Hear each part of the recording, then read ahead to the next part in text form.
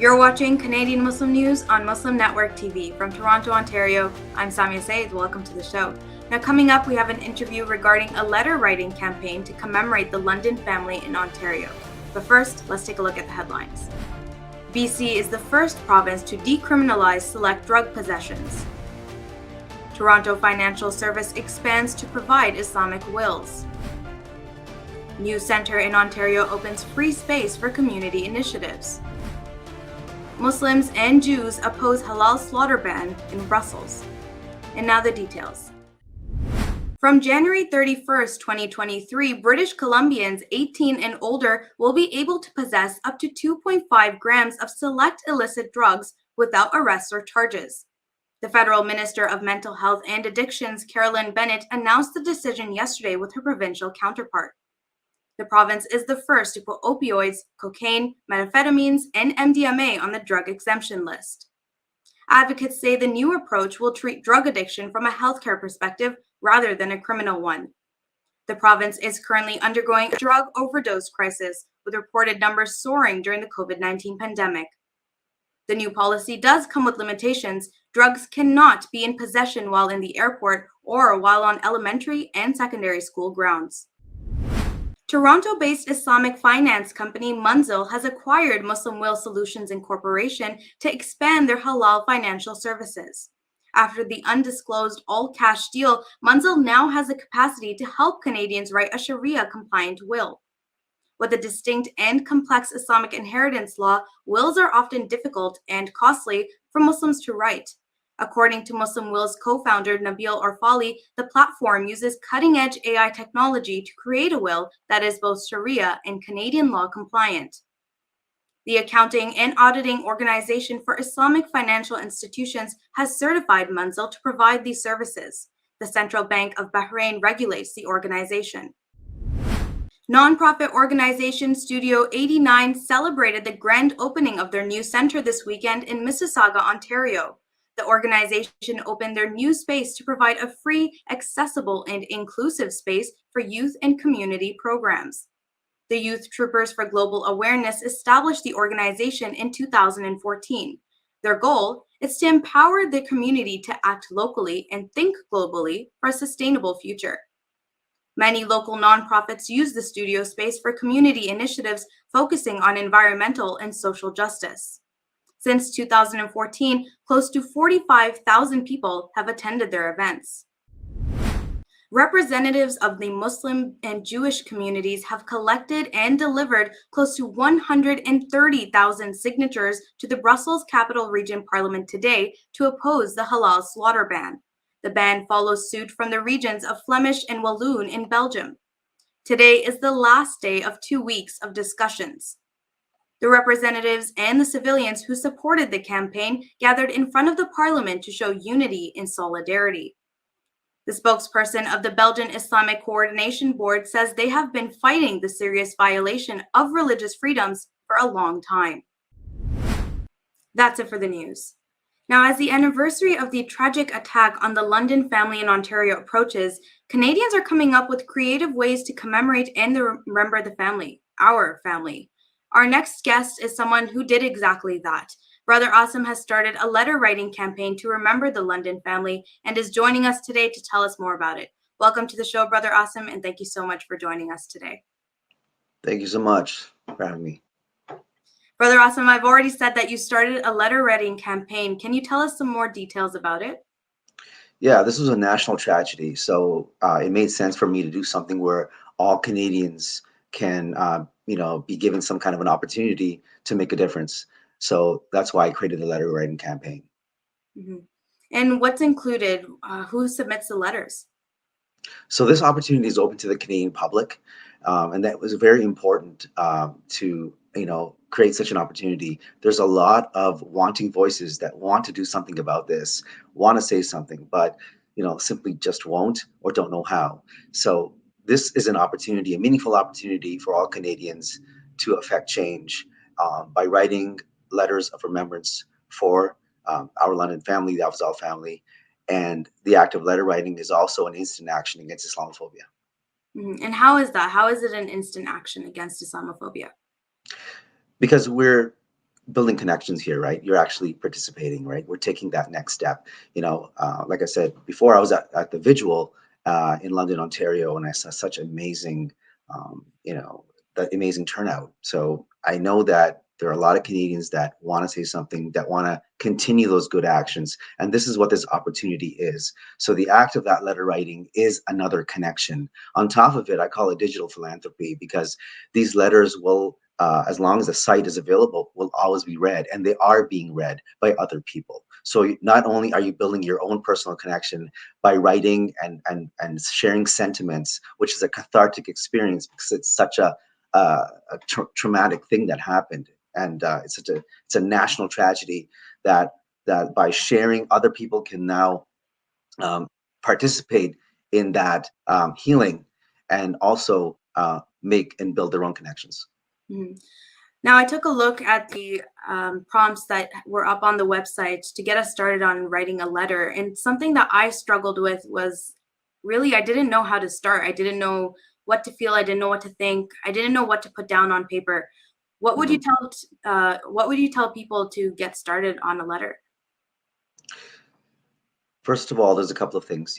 This is a completely open opportunity. You can write your letter however you wish. If you feel like you need to write it as a poem, as a series of thoughts, um, even a sentence or two, I've received all those different kinds of responses. It's a very personal opportunity. On top of it, I learned a lot from the last national campaign I did for our brothers for the Quebec City mosque shooting, and those letters are up in our museum on Islamophobia.io as well. Um, this campaign, this opportunity is highly personalized, where you can actually write in memory of a particular family member as well. So if you do connect with Yumna, or the mom, dad, grandmother, or like whatever, all of the various family members, or young Fayez, you can write letters to the family members as well that way, as has the mayor of London. He has written a letter to Fayez. Mhm. And are there certain criteria for selection when you're going through the letters? Do you post everything that you receive, or do you go through them and select certain ones first? All letters are vetted on Islamophobia.io. All stories are vetted. We check for, we have a privacy policy and terms and conditions. As long as they are satisfactory, we they are published. Mhm. And I've noticed with open and public platforms such as this, there is always a risk, however small it may be, that someone may potentially send hateful messages. Has that been the case with this platform?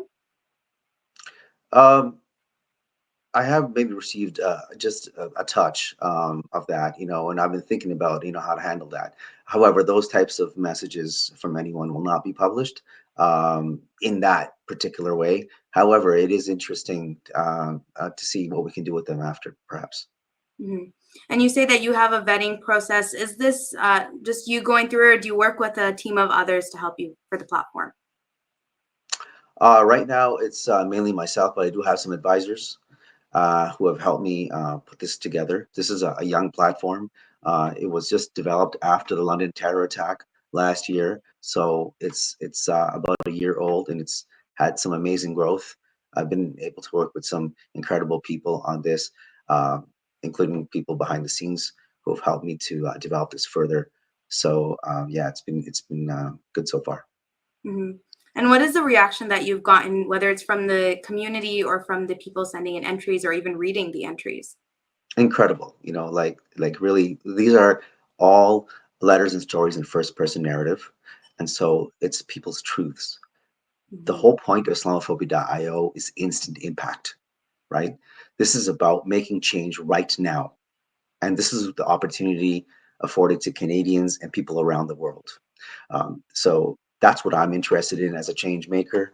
Hopefully, through my work, even if it makes an iota of a difference, you know, that's wonderful. I have received personal messages from the public that have been even surprised by these types of letters because of the intimate details that they offer.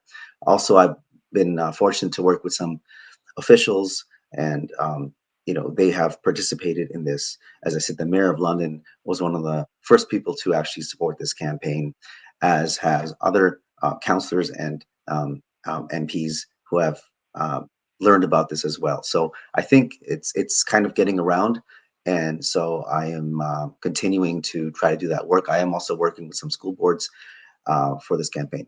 And I'll touch upon the school boards afterwards, but I think what you're Mhm. doing so far is great. Everyone is able to share their personal experiences, add that personal touch, which whether you read or whether you're sharing is a process of Mhm. healing or even combating Islamophobia itself, as you said. Now, is there an entry that you read and one that stuck with you that you can share with us today? Absolutely. I think for me, I mean, to do this campaign, um, largely as a, I'm doing a lot of outreach, and so for me, every letter that comes in is extremely precious and um, hopeful, because this campaign is a large campaign. It's a national campaign. It's hard to do.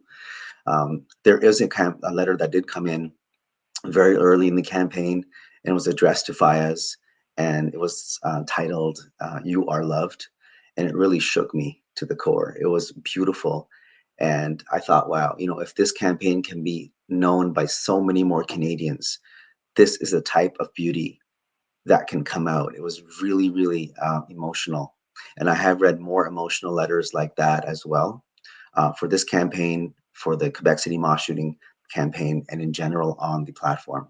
So I'm really grateful that the platform is allowing the voices of Canadians to make a difference. Mhm.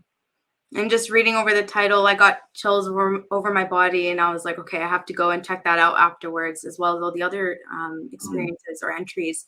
Now, I Yeah. saw on the website that you say that there are letters that are available for educators to use.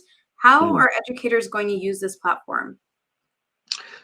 So the difference with Islamophobia.io is that this is an instant change making opportunity.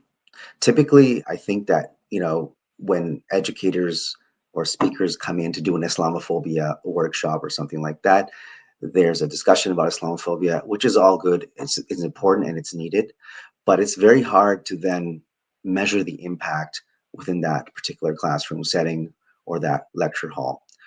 Over here, we can convert that conversation into an instant letter or instant story that will be read all around the world.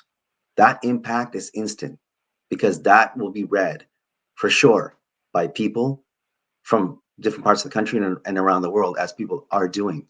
So that's the opportunity. It's a radical shift from just, listening and hearing, but giving people the opportunity to do something about it.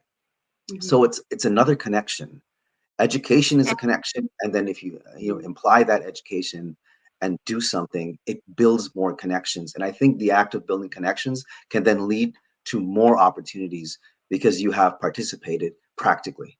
Mhm. And just very quickly, is there a deadline that people have to submit their entries by, or is it an ongoing campaign? Well, most of this campaign, from experience, will center around the June 6th 1 year mark. So we are encouraging the public to write letters before that date. Um, so the campaign will be open afterwards as well. But this was a historic moment in our country, and this opportunity is capturing that history and giving that opportunity to the public to take it to the next level. And so Mhm. it is, I think, urgent that this can be done now, to create more connections. Exactly. So thank you so much. Sadly, we have run out of time, but thank you for sharing some details on the campaign, and keep up the great work. No worries. If I could share a poem I wrote for this campaign, it's just, I wish I can. The nation waits, with each letter in the letter, the change will come. Thank you. Thank you so much. You are watching Canadian Muslim News on Muslim Network TV. That's it from our Toronto studios tonight. Make sure to share, like, and subscribe to our channel for more Canadian Muslim content. Stay safe, and until next time.